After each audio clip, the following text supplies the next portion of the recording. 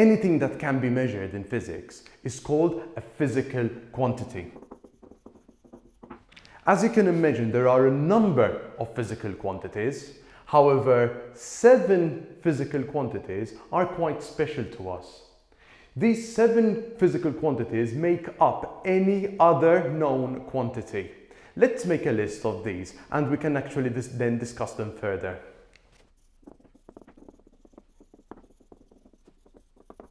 These 7 quantities listed here are known as base quantities. Why do we call these base quantities? By combining any 2 or more of these base quantities, we can create new quantities. We've got a separate name for them, but we'll discuss those in a second.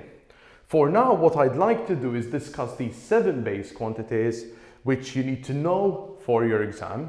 However, you need to also be able to state their symbol, and as far as symbols are concerned, mass is given by a small m, time is given by a small t, unless it's periodic time, then that will be a capital T. Distance is generally given by either an L or an S if it is a displacement. Electric current, that is given by a capital I. Temperature is given by a capital T.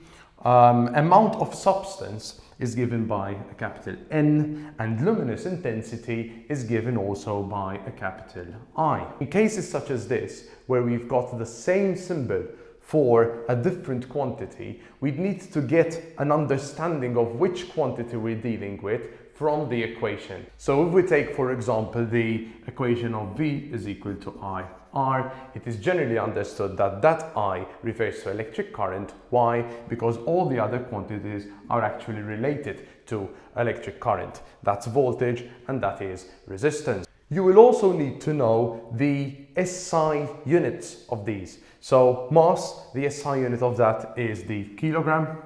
The SI unit for time, that is the second. The SI unit for displacement or distance, that is the meter.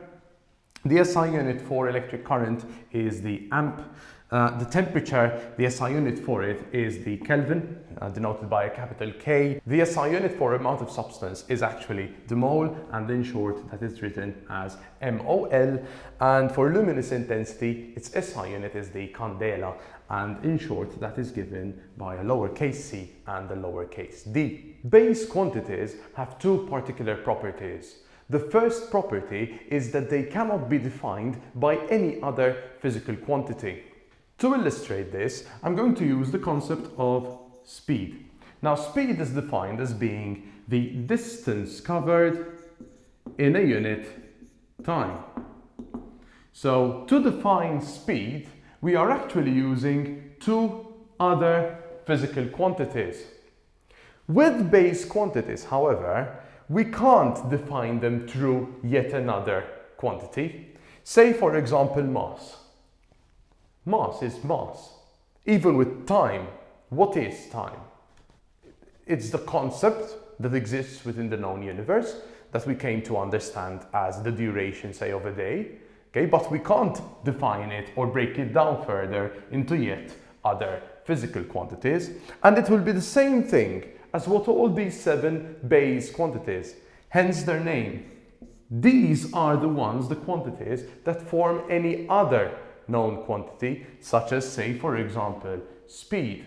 And it is the same with any other quantity. Say, for example, we take acceleration, which is the change in velocity happening over a period of time.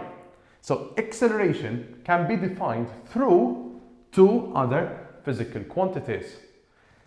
Velocity, in turn, can be defined through 2 other physical quantities, which would be displacement in a certain amount of time. However, when we get to displacement, we can't define that using another physical quantity. And the same with time. Time, we can't define that using another physical quantity. That is why we refer to these as being base quantities. The second property of the base quantities is that they are accepted as being functionally independent of one another. And the best way to explain this is by explaining functional dependency. Say for example, velocity, which is not one of these 7. This is functionally dependent on the existence of displacement and time.